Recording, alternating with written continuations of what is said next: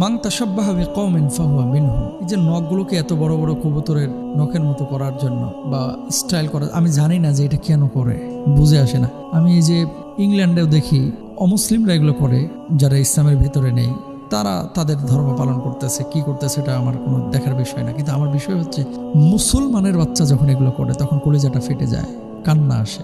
এই বড় বড় নখ, এগুলো কিনতে পাওয়া যায়, এক্সট্রা নখ, এই বড় বড় এই নখগুলোর উপর আবার নেল পালিশ দেয়। এই নখগুলো হাতে কি কি দেখতে তো বিশ্রী দেখা যায়, ঘৃণা লাগে। কিন্তু এটা কেন করে আল্লাহ বুঝদান করে। কোনো মুসলমানের জন্য কোনো অমুসলিমের এই ধরনের কালচার অনুকরণ করা জায়েজ নাই, ফুল অ্যান্ড ফাইনাল কথা।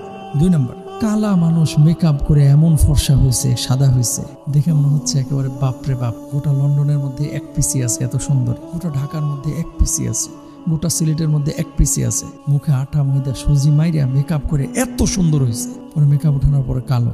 বৈবাহিক সম্পর্ক স্থাপনের সময় এই ধরনের ধোঁকাবাজির কারণে অনেক সংসার পরবর্তীতে ভেঙে গেছে আমাদের সামনে। প্লিজ, মেকআপ যদি নিতে হয় স্বামীর সামনে নেন, সৌন্দর্য জাহির করার বিষয় না। আল্লাহ কোরআনে বলছেন ওয়ালা ইউবদিনা জিনাতাহুন, তোমরা বাইরে সৌন্দর্য প্রকাশ করো না। এখন আপনি যদি এইভাবে সৌন্দর্য প্রকাশ করেন, আল্লাহর কাছে দাঁড়াইতে হবে কিন্তু আদালতে, আল্লাহর আদালতে, বিচারিক আদালতে। এবার আসেন নবীজি সাল্লাল্লাহু আলাইহি ওয়াসাল্লাম হাদিসের মধ্যে কি বলছেন? 5টি বিষয় ফিতরাতের মধ্যে পড়ে। এক হচ্ছে খতনা করা, সুন্নাতে খতনা ছেলেদের। 2 নম্বর নাভির নিচের লোম পরিষ্কার করা। 3 নম্বর হচ্ছে নখ কাটা। 4 নম্বর বগলের লোম পরিষ্কার করা। 5 নম্বর হচ্ছে গোঁফ ছোট করা। এখন আপনি এই যে আঙ্গুলের বা নখগুলো যে আপনি কাটতেছেন, এই কাটাটা তো হচ্ছে নবীজি সাল্লাল্লাহু আলাইহি ওয়াসাল্লামের সুন্নাহ। আপনি কেন নখ কাটতেছেন না? এটা তো আল্লাহর হাবিব সাল্লাল্লাহু আলাইহি ওয়াসাল্লামের নিজের সুন্নাহ। আপনি কেন এই নখ কাটবেন না, কেন কাটতেছেন না? যেখানে নবীজি সাল্লাল্লাহু আলাইহি ওয়াসাল্লাম বলতেছেন সেখানে কেন আপনি এগুলো আমল করবেন না? তা আল্লাহর নবী বললেন নখ কাটতে, আর আপনি নখকে এত বড় বড় করতেছেন। মনে রাখবেন, যে অবস্থায় যে মারা যাবে কিয়ামতের ময়দানে, তার সেই অবস্থায় উঠতে হবে।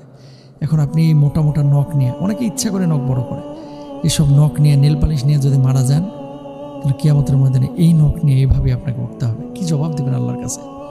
আর এই নেল পলিশ যে অনেক সময় আপনারা দেন, ওযু হবে না কিন্তু যদি পানি নিচে না পৌঁছায়, যদি পড়ে যায় ওযু হবে না। আল্লাহ আমাদের বুঝদান করুন।